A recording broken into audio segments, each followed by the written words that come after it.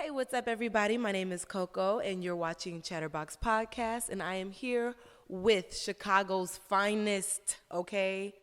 Hector. All right, what's up? How you doing? I appreciate you for having me on the show. It's about time. It's only been you rescheduled on me 3-4 times, but we're not gonna really tell them all that. But yeah, I'm glad we're finally here and we're finally doing this. He put me out there. I thought he was going to take it to the grave. I guess not. Yes, I rescheduled a few times, but you know what? People be busy. All right. Anyway, so I'm going to get right into it. What are you listening to right now? What do you mean right now? What do you mean? What am I listening to? Music. Everybody's gonna listen to Roddy Ricch, but me, I'm an old soul. So we talking about who is my favorite artist? What's his name? Bobby Caldwell, of course. Etta James. All them. See, me, I'm an old soul. You laughing? I'm dumb. I'm so serious. What else do I listen to? But no, I listen to all old stuff. Everything. And then everything from the '90s, of course. Old Jay-Z, old Wayne. Yeah. So I don't really rock with all the little new kids and stuff like that. I'll listen to it. Roddy Ricch, of course, NBA Youngboy. I listen to that shit. But no, all them, and then I think that's about it. Beyonce, of course. Come on now, the greatest of the great, and she a Virgo like me. We kind of run the world. Oh, you need this? You're being cut off. All right. And what are you reading right now, if anything? Are you reading anything? Of course, I'm an avid reader or advocate reader. I'm actually reading The Money Makeover right now, only because I'm about to be 30. My finances aren't where they need to be, and I'm very aware of that. They're going to be by the time I'm 30, which is in 9 months when September hits. But I'm always big on just learning anything that I can. So I think it's Dave Ramsey, that book. I just downloaded a couple more audio books that have to do with more strength and conditioning, conscious coaching. I forgot what the author of the name is, but I think that's about it. I read more informational books than I do read like fiction. I don't really care about things that aren't true. I always tell people I don't need a motivation. I just need the information, and then once I get it, I can do whatever I really kind of want with it. Just depends on what your motivation is in life and kind of where you at in life. What do you need? I mean, again, to me, I'm past motivation. Like, okay, it's gonna come daily. I know what I want to do. I know why I want to do it. But now we get to the point, okay, how are we gonna do it? I don't really care about. I know my thought process. I know what drives me. Okay, now give me the tools and let me put together what I need to put together. Because there's only so much motivation you can get. You know. Exactly. Fair enough, fair enough, fair enough. So are you watching anything? I just watched Kevin Hart's documentary. I read Kevin's first book. Well, I listened to it on an audio book. It was good. Kevin is one of the people I wouldn't say I look up to, but I see where he is in his life, and I kind of feel the same way because in the journey I'm about to embark on with me creating my app, which comes out in April. Hopefully, I get to drop it Black Women's Expo, so April 3rd. So I went last year, so we're gonna do it again this year, and hopefully it'll be done by April 3rd, and I can hopefully do that. But watching his Netflix series was good. Okay, so let's get into your actual, career and everything like that. So what is your professional job title? What do you do? Um, so I guess you would call just a regular personal trainer. Regular personal trainer right now. I'm about to hold probably 2 or 3 different more titles within this year, which would I have to finish up my life coaching certification, and then I have to finish up my national strength and conditioning. So I'll actually be a strength and conditioning coach, which allows me to go to colleges and actually work under universities as a strength and conditioning coach. Yeah, but I kind of do everything under the sun, which I try to. I like to put on different hats, but everything always comes back to wellness, fitness, and health. Little soapbox moment for a second. I feel like there's always people on like social media who are experts, right? They're experts on these things, and they add value to themselves by the amount of like followers they have, and people are just like, oh, they have this many followers, so they must be credible. But I know that you actually have education, like you just said, you're going to go get more certification, but you actually have a background in this. So can you tell us a little bit about that? Like you went to school and all that? Yeah, so I went to to Southern Illinois University. I got my degree in what? Carbondale, the better one. Who nobody wants to go. Ain't that right, Jonathan? Look, no, we went. What is it? We don't. Well, what's a Saluki, anyways? But still, yes, it's an ugly ass dog. But no. So I went to college. I got my degree in sports administration. So same school as kinesiology. I actually want to go back. I want to go get my master's probably here at UIC in exercise science to finish that up once all my finances are done and I actually have time. I still want to go back to school. There's still a lot of education I want to get. I got 2 certifications earlier. It was called action certification for my first one. Then I just went back and got my second certification from Nesta. And that's why I want to go get my National Strength and Conditioning certification because it just holds more weight, and you can only sit in on that test if you have a degree. Right, so that kind of gives me more credible, and then I'm able more to work with athletes because it's different from working with a person who just wants to lose weight to a person who actually is training for a sport because everything is different, and you don't give everybody the same type of workouts. How important is having that education behind what you're doing? So, I mean, I guess that sounds like such a generic question, but why is that important to you as a better question? I think it's everything, especially in our field. Same thing as like the medical field. You're not allowed too many mistakes because if our athlete gets hurt or needs rehab or just needs corrective exercises, we're in charge of that. So it's important because now, I got 2 professional boxers. So their career is in my hands when it comes to working out, making sure they stay healthy, make sure they're stronger, faster, more mobile, everything. I'm in charge of that. So again, if I don't know what I'm doing and they get injured or they're not performing up to par or where they need to be, that's on me. Even though you could still be on them, it's like, well, I'm not pushing them hard enough or we're not doing the correct exercises. So everything outside of the ring to get them in shape for that or for whatever sport they play, that's on me. And so me having the right knowledge of that is what helps them get better as an athlete. Okay, so why would you even choose to take this route with your career? Like, you obviously started back in college, so you knew that this is something that you wanted to do, but what even put you on that path? Well, just like I think everybody else, when you start working out yourself, you just want to see a change. I ain't gonna lie, I did it for the females when I first started working out because I was done playing college basketball. I was short, ugly, and skinny. Anyway, me being this fine now, you really can't tell me nothing. And then when I got my body right, oh my God, Heck, you so fine. They all came back around, especially the girls in high school. But it was and now I'm hot. Mike, they was definitely Mike Jones. You feel me? So I promise you, it was like that. It was like because I was real ugly. My acne was bad and things like that. Now my face cleared up, my muscles came in, and it was like, ooh, you kind of attractive. You feel me? You got to get revenge on the women that always try to play you. Like, but that's truly the reason why I started. And then it came to just helping people because back in college, I was one of the few people who actually got into fitness before it was a wave and before it was a trend. So I was able to be the pioneer of that and help a lot of people kind of put on this path of fitness and health and wellness and everything. But now it just led me down a spiral to kind of learn everything about this. I do want to train the top athletes. I do want to train the top celebrities. But again, I still want to train the regular person that can afford my services. I'm not just all into everything is about money. I want to be able to touch everybody and kind of do it at an affordable price, but still put me up financially where I'm still good regardless.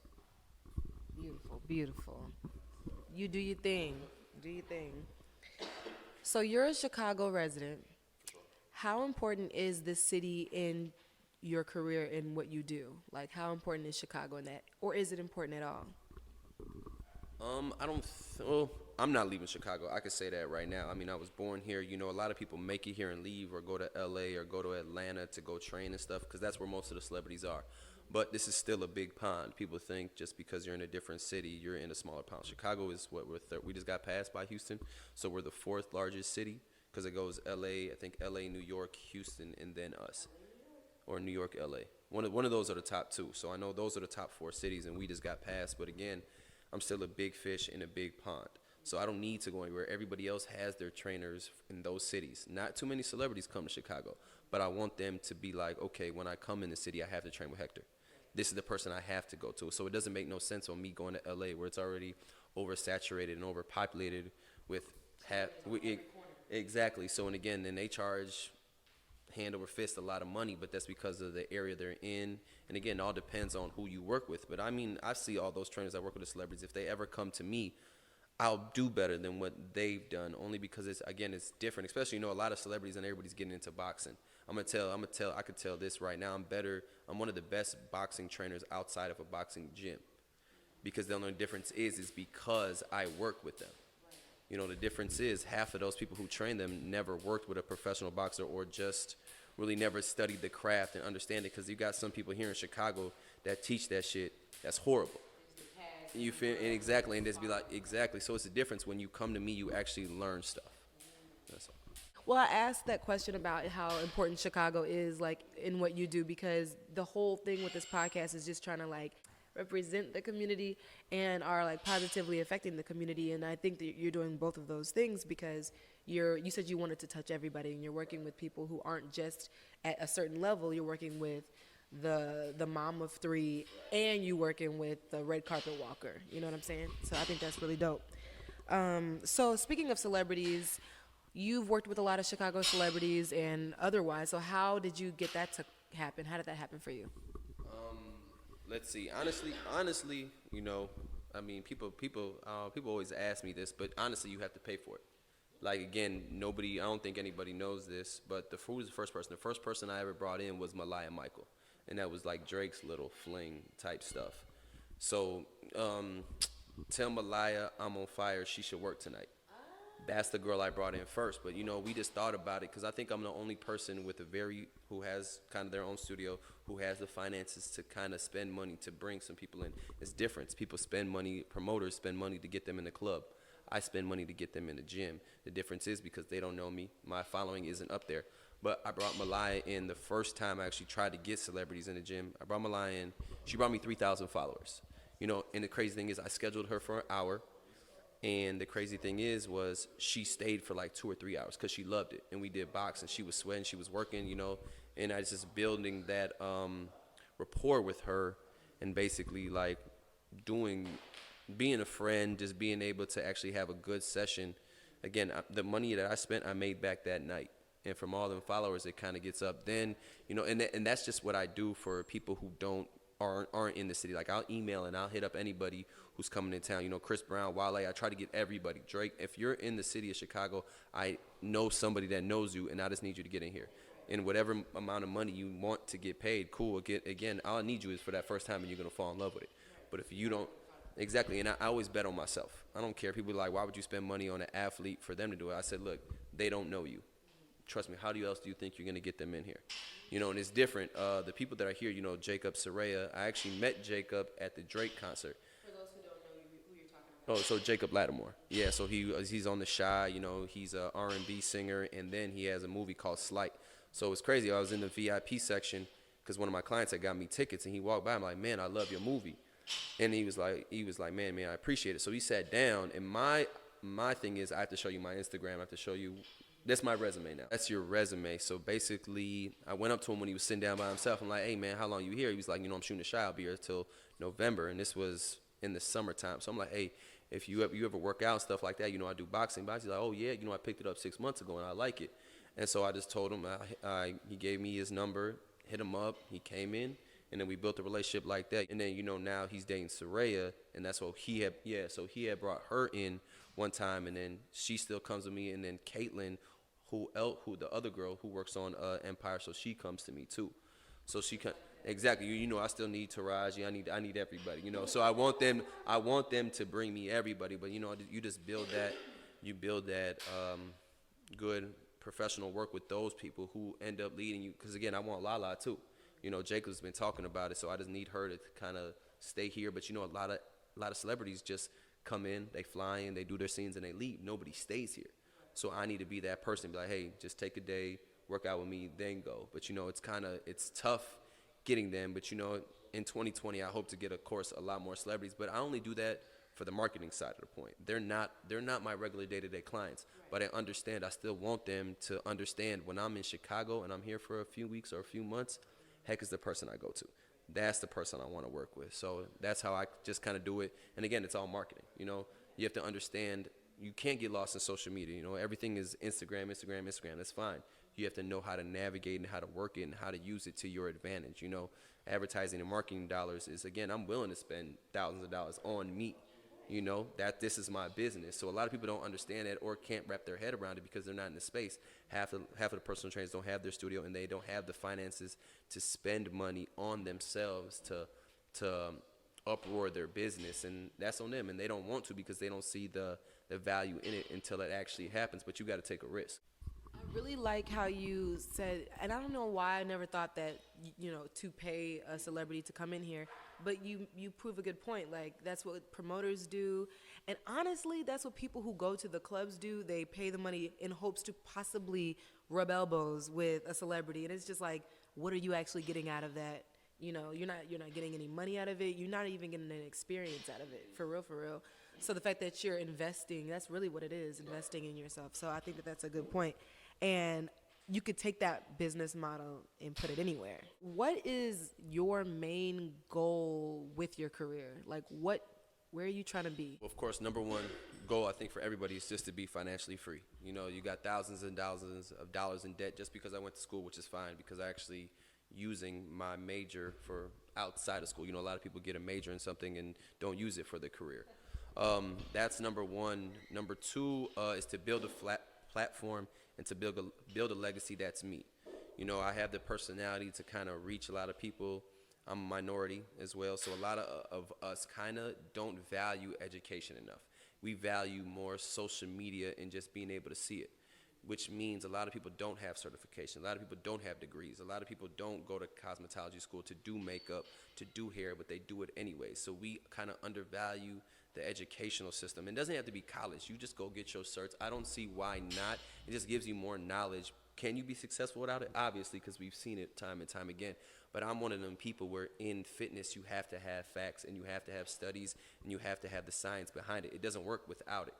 So me having that, I just want to be one of the most educational, smart people around, but I guess I want to be the most influential. Yeah, so basically what my app is how it's going to make my staple is everything in one. So me and my personal trainer, so I want to use Jacob it's all going to be tutorials. So Jacob for my upper body workouts. I'm going to use Soraya for my lower body workouts.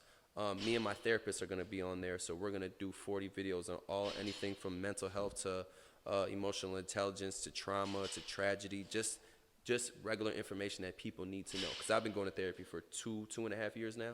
So she's been my therapist, and I talked about it, and I've sent over 50 people to her.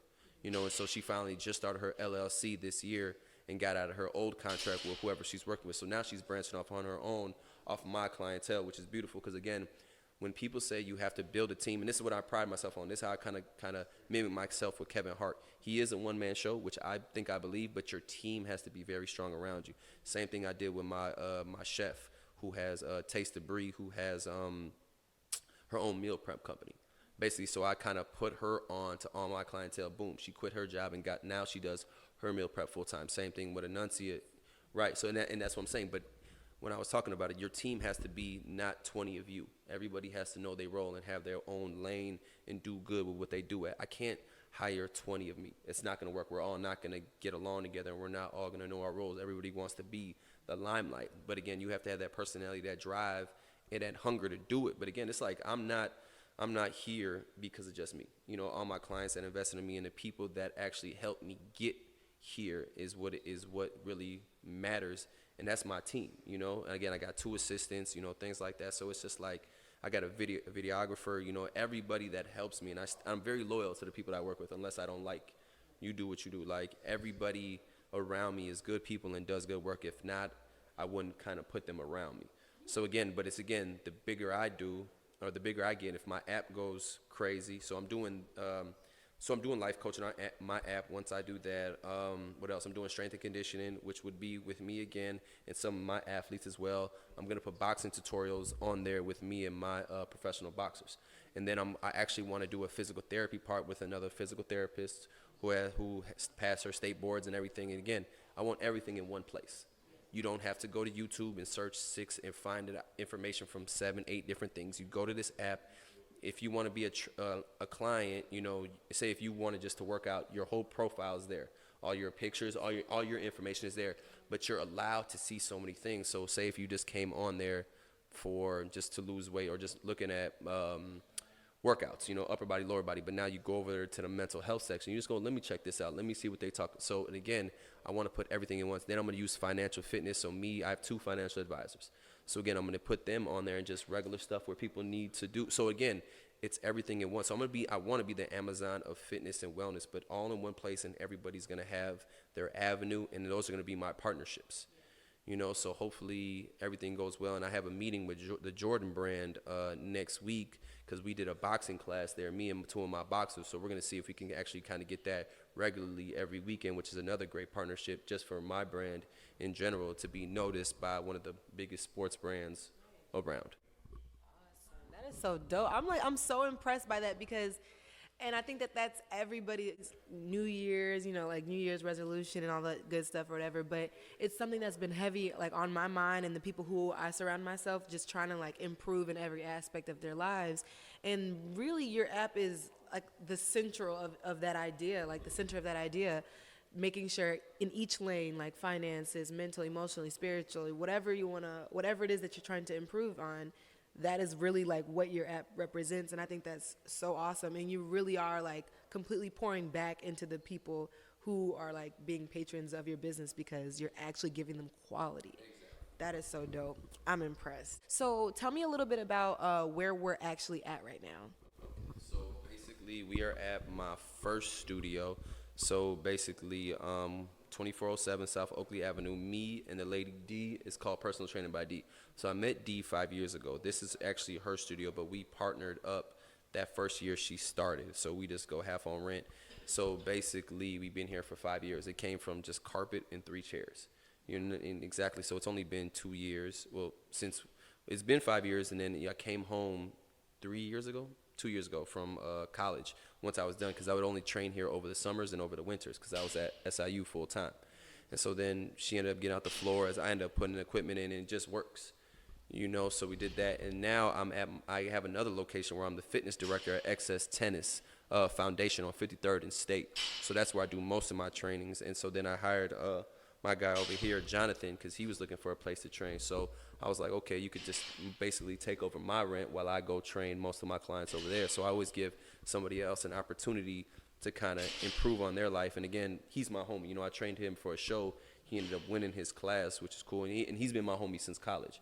So we've been lifting together for forever. So it was like, and again, I have to trust you to be in my spot where it's like, okay, I'm not even worried about it. But I'm like, if somebody can take my place and kind of get their business going, and I have a part of that, and I can get him in there. And again, like I said, he started with 3 clients, and now he's up to like 15, 17 clients, and all in a matter of 3 or 4 months.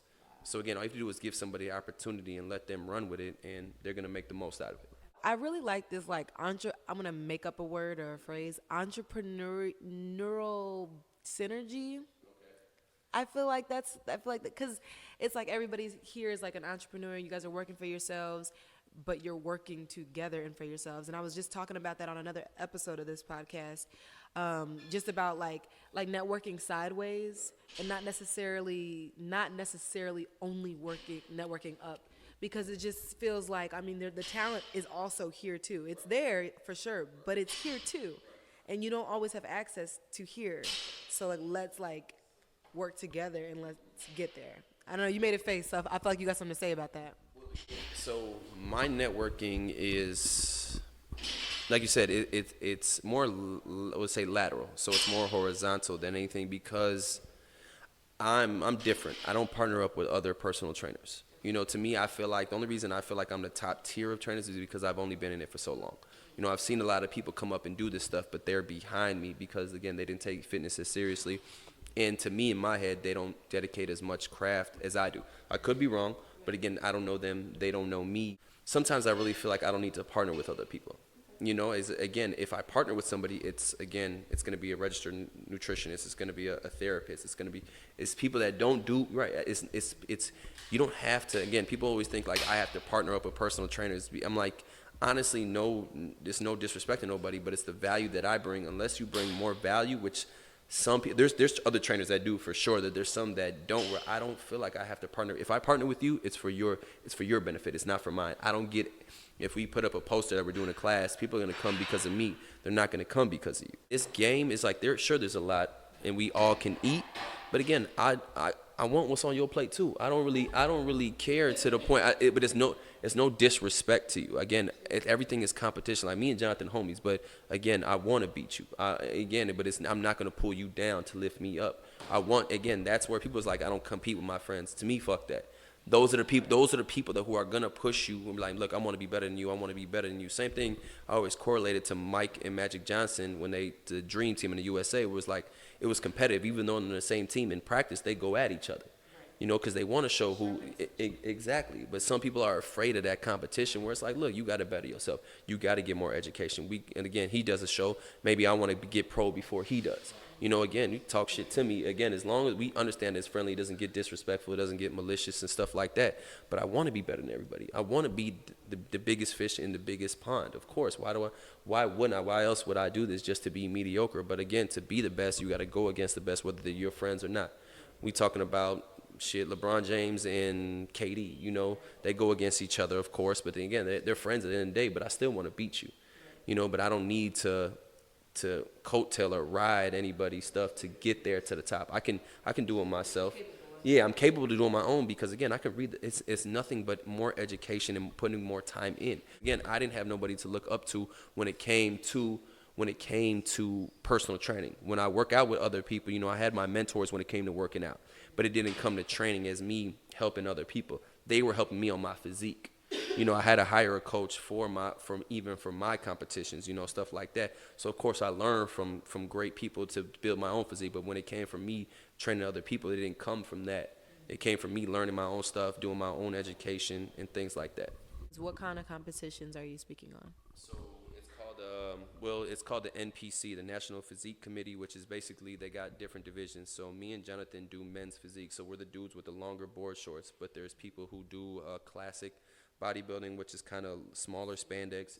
Well, that's bodybuilding. So the spandex ones is classic physique, and then the ones with the speedos are bodybuilding. So there's different divisions.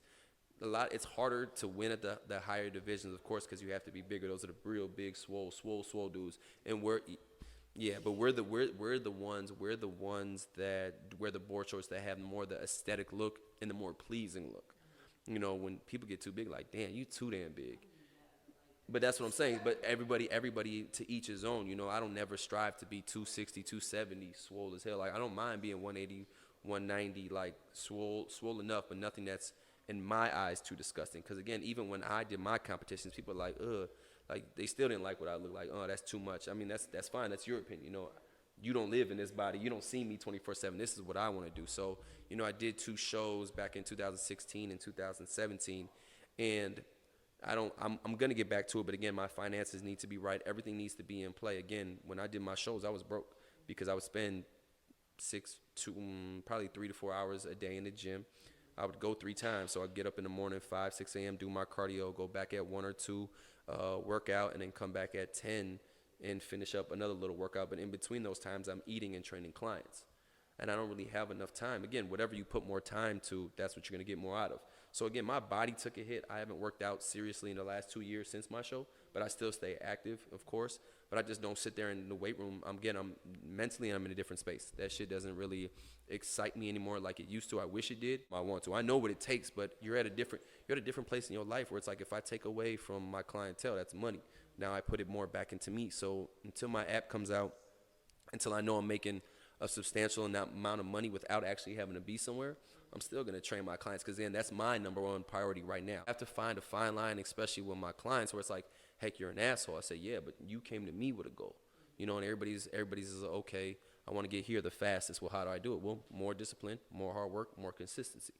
So once you do that, you'll get to wherever you want to be. But again, that comes at a point where you got to sacrifice. You can't go out and drink. You can't spend time with your friends. You have to be in the gym. You got to do this. But again, you pay a car note to me every month. If you're paying me $400 or $500 a month, why wouldn't you take this more seriously? If you're invested financially, why wouldn't you be invested like physically and mentally? Makes sense. So to kind of go back to, well, actually just to spin off of this, So what kind of advice would you give to somebody who's trying to get, besides that, trying to get back like into the gym or get in the gym for the first time? Or If I were to go back the first time I started working, I would tell myself, do it out of love. You know, most of us look in the mirror and we hate what we look like. That's why we want to change it. It's not that we think we deserve better. It's more of, I don't like what I see, so let me try to change it. So we do it out of a negative place. Where me, it was like, again, I was small, I was skinny, I was ugly. I needed to kind of, for myself, for a revenge body, basically, as they call it, to try to shit on everybody. You know, you get to the place, but again, everything in life, once I learned more about therapy and stuff like that and more of my mental self, it was, okay, what really makes me happy and why am I doing what I'm doing? So I tell everybody, what is your motivation? You know, I had a conversation where I almost made one of these dudes that came in and cried for a consultation. Like, he almost broke down, but it was like, okay, why do you want to do it? He said the first time he was in love. I said, okay, you with that person no more? He was like, no. I said, okay, what is your motivation this time? And now he doesn't know. So again, so what is going to get you back in the gym? Again, there's certain things that actually get you there. So again, it's like once you fall off, you never have the same motivation twice. It doesn't, because again, you're at a different point in your life. Again, if I'm back when I was 24, 25, I'm 29. You know, you're never supposed to be in them. I should never mentally be in the same places. So in that growth, you start thinking more of, okay, what's more important? How important is it physically to look good? Because again, to me, fitness and health never go hand in hand. Because I can look, my bodybuilding days, I looked amazing. Healthy, not at all. You know, the things I'm supposed to do to get there doesn't make me necessarily healthy. You know, me having a nice diet, me just making sure I'm being active is more on the health side rather than trying to look like a person on a magazine is different. That's more fitness.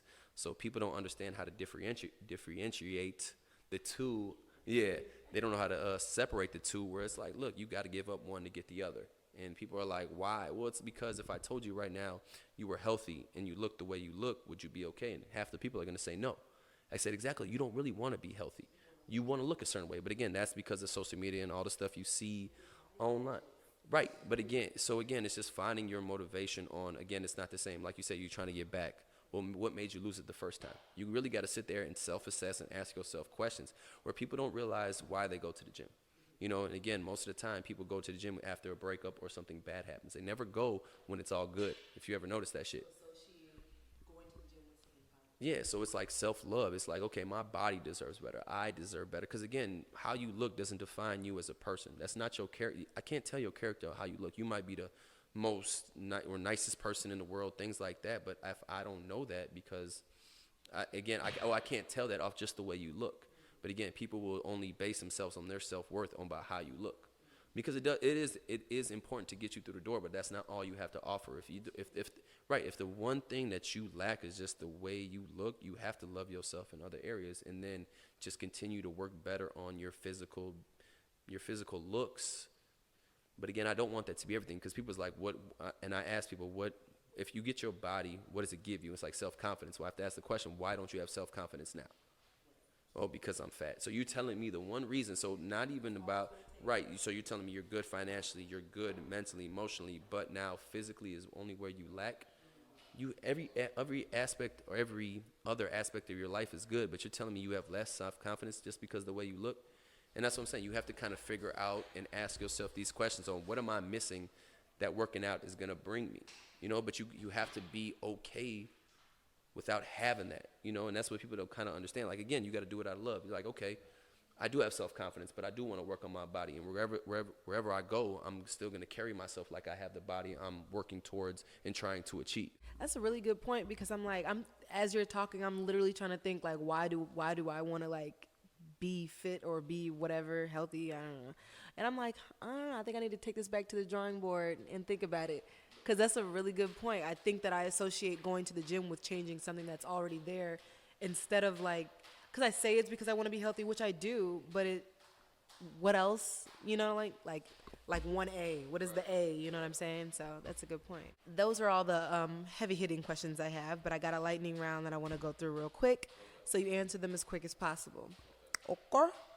What is, and these have nothing to do with anything we've been talking about, what's your favorite color? My favorite color is black.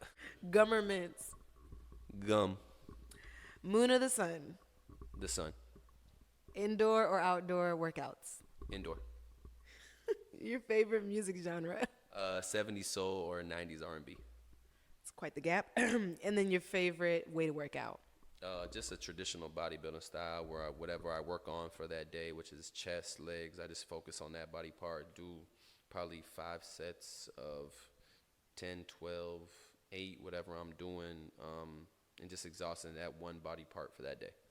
He said something about chasing a pump earlier. I need to know why do they call it that? Because it's like you have basically when you work out, the blood flow and stuff. So when you work out a certain muscle, most of the blood kind of goes towards that area, or you just like, I'm trying to figure out how do I say this. Basically, whatever, if I'm working on chest and doing a lot of push-ups and doing chest, so that's what kind of fills up the most, right? So again, now my chest feels big because I just worked that body part, but it kind of goes away like 2 hours after, which kind of sucks. But you feel at that moment, that's when you take the best selfies though. When you be in the mirror and just be like, damn, my chest look good. And then you got to take the picture then, because after it just goes away like in 2 hours. You're like, fuck. But you try to actually keep that pump, right? When you chase the pump, you actually want that to be your natural, normal size of your chest. Right, because again, that's why I like, even like if I do it to a competition, I always get a pump before I go on stage because my muscles look more fuller rather than just being kind of flat and things like that. But again, you'll see it when your muscles will be like, okay, without me working out, with me working out. It's just a little different. So shout out your social media and let everybody know what they can expect from you in the future, like in the near future, besides that. What is my, don't ask me no questions on why my social media is what it is, but it's on Instagram. Basically, it's the only place you really could find me. I don't really use any other social media platforms, but it's HDTVUC13. And what you can expect is just more of me, I guess, me being more influential, me being just smarter and more knowledgeable to be able to help everybody else on this path of finding themselves, whether it's physically, emotionally, mentally, where you actually have to love yourself. Like people always, like you said earlier, like, when I say I love me, I have to love me because, again, that's what's kind of going to keep me driving. You got to think you're the best at it. Spoken like a true man who's in therapy, ladies and gentlemen. Go to therapy. Accountability and self-assess every day of, okay, what did I do today? How do I feel about myself today? What did I get done? What did I learn? And again, as long as you ask yourself simple questions in life, you will always be okay. But some people really don't want to sit there and be like, okay, I'm at a bad place in my life because of me. It's always different. Life is always going to hit you. That's something you can't control. But what you can control is how you react to those situations, and then just be able to put the power back in your hands. Like, okay, what can I do to change this? But look, I swear we're going to see a book that is by Hector in like the near future. He just wrote one today. Like this was a book. But no, thank you so much, Hector, for talking to me today. I really appreciate it. And again, this is Coco, and you are listening and hopefully watching ChatterBox Podcast.